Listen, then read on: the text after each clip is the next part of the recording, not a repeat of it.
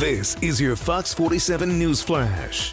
Welcome to your Fox 47 Newsflash from the Digital Newsroom. I'm Chris Lewis, and these are the top stories that we're following. To be blunt, it's absurd. If you know this is coming, it's either a level of incompetence or not caring. Maybe a mixture of both. Who knows? Those are the words of Curtis Vaden, a man who attended the first input session hosted by the Michigan Association of School Boards to get public input on the search for a new superintendent of Lansing schools. Many people came to the meeting to voice their concerns about the frontrunner for the job, Acting Superintendent Mark Coscarella. He's accused of sexual misconduct and supplying pornography to high schoolers. People there were beyond upset by the allegations against Coscarella, some even interrupting the meeting to speak out. How does this guy not get immediately disqualified for having a police report of sexual assault? How does he not get immediately disqualified? One man yelled. Coscarella denies the allegation of sexual misconduct and denies he supplied the pornography to students.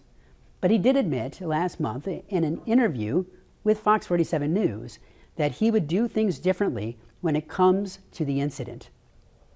Lansing School District will hold a board meeting on Thursday night, and Fox 47's Megan Heiler will be there to bring you the latest on the search. The Michigan Association of School Boards will take all of the input gathered at the meeting to the school board, which will then allow them to make the final decision. A Jackson man died from his injuries suffered in a crash on Tuesday afternoon in Summit Township, according to the Jackson County Sheriff's Office. Police have not released the 61-year-old man's name at this time. The man was driving a Chevrolet Impala out of a parking lot near the intersection of Spring Arbor Road and 19th Street around 3 p.m. on Tuesday, November 5th.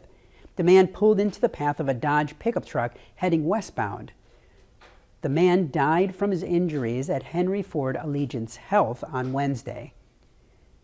A passenger in the Impala, a 47-year-old Jackson woman, was critically injured in the crash. Both were extricated from the Impala from the Summit Township Fire Department personnel. The cause of the crash is still under investigation. Some residents say that they were caught by surprise to learn that their power would be turned off, but not because of a late payment. The temporary power outage was planned so crews can work on some emergency repairs. Well, since I was blindsided, probably blankets, said Ashley Noel as she described how she will keep her family warm. Lots of blankets and use my power bank for my phone, but that's about all the preparation I have. Consumers Energy spokesman Terry Dito says that the utility usually mails out a schedule in advance, but emergency repairs caused the short notice. I don't feel that it was too abrupt, said Sherry Whitford, a resident. It's going to be between the hours that we're resting. Most people you know are going to be sleeping at that time. Ditos is telling Fox 47 News that the outage will allow the transmission infrastructure company ITC to safely work on the equipment. The shutdown runs from midnight to 2 a.m. Over 3,000 people will be affected by the service interruption.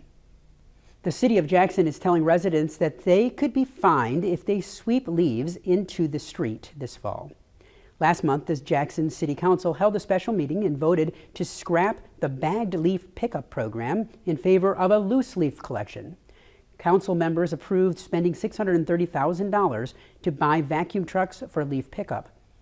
People should rake their leaves to the space between the street curbs and the sidewalks, not into the street, according to a City of Jackson announcement.